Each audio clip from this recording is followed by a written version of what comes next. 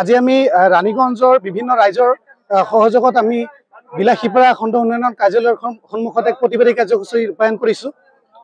এই প্ৰতিবাদস্থলীৰ পৰা আমি বিজেপি নেতৃত্বাধীন চৰকাৰখনক সকিয়নি প্ৰদান কৰিছোঁ। অতি শীঘ্ৰে যদি আপোনালোকে এইখন খচৰা যদি বাতিল কৰি যদি নতুনকৈ প্ৰস্তুত নকৰে তেতিয়াহ'লে পৰিস্থিতি ভয়ংকৰ হ'ব।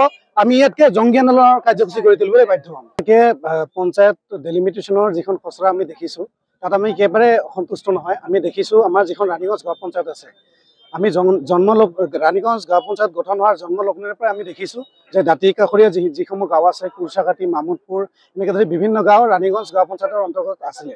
কিন্তু বৰ্তমান আমি দেখিছোঁ সেইসমূহ গাঁৱক কৰ্তন কৰি তেওঁলোকে 10-12 কিলোমিটাৰ দূৰৰ পৰা সেই গাঁওসমূহ আনি ৰাণীগঞ্জ গাঁও পঞ্চায়তৰ সোমাই দিছে। আৰু যিসমূহ গাঁও জন্মলগ্নৰে প্ৰায় ৰাণীগঞ্জ গাঁও পঞ্চায়তৰ অন্তৰ্গত আছিলে সেইসমূহ গাঁও বেলেগ পঞ্চায়তত লৈ সোমাই দিছে।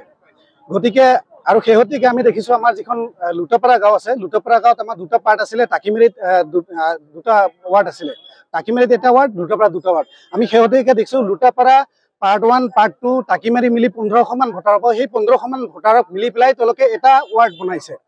গতিকে আমি এই প্ৰতিবাদস্থলীৰ পৰাই আমি দাবী জনাইছোঁ, চৰকাৰক দাবী জনাইছোঁ, শেহতীয়াকৈ আপোনালোকে যিখন খচৰা প্ৰস্তুত কৰিছে সেইখন বাতিল কৰক, নতুনকৈ তাত গাঁও অন্তৰ্ভুক্ত কৰক, অন্যথা আমাৰ যি প্ৰতিবাদ, আমাৰ যি কাৰ্যসূচী ভয়াৱহ ৰূপ ল'বলৈ আছে। বিলাসীপাৰা খণ্ড উন্নয়ন বিষয়াৰ সন্মুখত আজি এই ৰাণীগঞ্জবাসী তথা বিলাসীপাৰা সমষ্টি ৰাইজৰ সহযোগত একত্ৰিতভাৱে আজি দুঘণ্টীয়া অৱস্থান ধৰ্মঘট পালন কৰি আছো। পালন কৰাৰ এটাই উদ্দেশ্য যে ডেলিমিটেশ্যন কমিশ্যনখন যিটো খচৰা প্ৰস্তুত কৰিছে এইটোত আমি একেবাৰে অসন্তুষ্ট। কাৰণ এই ৰাণীগঞ্জ জিপিটোতো একেবাৰে শেষ কৰিছে। ইয়াৰ পিছতো চৰকাৰী নীতি নিয়ম উলংঘা কৰি গভৰ্ণমেণ্ট জিপি যিটো হেড অফিচ 2 কোটি টকা খৰচ কৰি এটা গ্ৰাম পঞ্চায়ত নিৰ্ধাৰণ কৰা আছে, এই ৰাজহুৱা গাঁওখনে আমাৰ ৰাণীগঞ্জ জিপিত দিছে। এতিয়া ৰাণীগঞ্জ জিপিত কেইটা অফিচ হ'ব? আমাৰ হাকমা জিপি তেনেকুৱা যিখন গাঁৱত অফিচ, হাকমা জিপিৰ পঞ্চায়ত অফিচ, সেই পঞ্চায়ত অফিচটোৰ গাঁওখন চিৰাখুটাত দিছে। আৰু চিৰাখুটাটো বেলেগ খণ্ড উন্নয়ন মিছনৰ লগত জড়িত, চাৰ্কেল এখেতৰ বেলেগ হৈ যাব। আৰু আমাৰ ভেলাকোপা গাঁওখন ইমান দূৰত, সেই গাঁওখনক আমি নদীৰ এটা ডিবেট আছে, সেই গাঁওখনক আমি শালকাৰী জিপিত দিছে। শালকাৰী জিপিৰ বৰুৱাপাৰা আৰু চৰুৱাৰপেটা গাঁওখন দুখনেৰ 900 ভোটাৰ, এই দুখন গাঁও এটা খণ্ড কৰিছে। পুৰাণৰ পৰা আগত দুটা মেম্বাৰ আছিলে, এতিয়া এটা কৰিছে।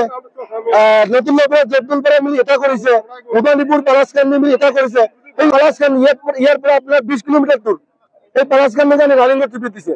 6খন গাঁও যিকোনো দুটা জিপিত অন্তৰ্ভুক্ত কৰি যিহেতু আপোনালোকে কৰিব পাৰে, ৱাৰ্ড কমাব পাৰে, 900 ভোটাৰ থাকিলে দুটা ৱাৰ্ড এটা কৰিব পাৰে, তেনেকুৱা কৰি যিকোনো দুটা জিপিত সংলগ্ন কৰি বাকী যিবিলাক জিপিত কোনো গাঁও হেৰফেৰ হোৱা নাই এনেকে ৰাখি যাতে ডেলিমিটেশ্যনটো পূৰ্ণাংগভাৱে ৰূপ দিয়ে। নহ'লে অহা 22-23 তাৰিখৰ পৰা আমি অনশন ধৰ্মঘটত বহিম। যিমানলৈকে ইয়াত অফিচাৰ নাহে, ডিচি নাহে, কমিশনাৰ নাহে, তেতিয়ালৈকে আমি আন্দোলন ক্ষান্ত নাথাকো।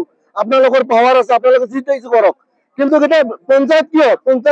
পঞ্চায়ত হৈছে যে এই অঞ্চলৰ ৰাইজৰ ডেভেলপমেণ্টৰ কাৰণে। আমাৰ ৰাইজে এতিয়া কি ডেভেলপমেণ্ট পাব? হিন্দু মুছলমান কমপ্লিট ভাগ কৰিছে। নহ'লে আপোনালোকে চাওক, মামুদপুৰক বাগমাৰি দিয়াত যুক্তিয়ে নাই। ৰাণীগঞ্জ খণ্ড উন্নয়ন মিছনৰ লগত জড়িত থকা গাঁওখন, সেই গাঁওখন এই এটা বৃহৎ অঞ্চল ৰাণীগঞ্জ জিপি পাৰ হৈ গৈ বাগমাৰি জিপিত দিছে। ৰাখালদাৰী গাঁওখন বাগমাৰি জিপিত দিয়াৰ গতিকে আমি সকীয়াই দিছো। অনাগত দিনত যদি আপোনালোকে আমাৰ দাবীবিলাক নামানে, এই অঞ্চলৰ ৰাইজৰ কথা নুশুনে, পঞ্চায়ত ডেলিমিটেশ্যনটো শুদ্ধভাৱে নহয়, আমি জংগী আন্দোলন কৰিবলৈ বাধ্য হ'ম। অভিনয় কৰাৰ হেঁপাহ আপুনিও পঢ়ি ৰাখিছে নেকি? আপোনাৰ অভিনয় কৰাৰ অভিজ্ঞতা নাই? কোনো কথা নাই, আপোনাৰ বাবে আহিছে সোণালী সুযোগ।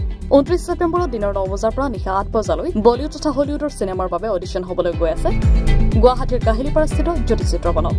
5 বছৰ বয়সৰ পৰা 17 বছৰ ব্যক্তিয়ে কৰিব পাৰিব অংশগ্ৰহণ। পঞ্জীয়ন হ'ব বিনামূলীয়া, নিৰ্দিষ্ট ৱেবছাইটত কৰিব পাৰিব আবেদন।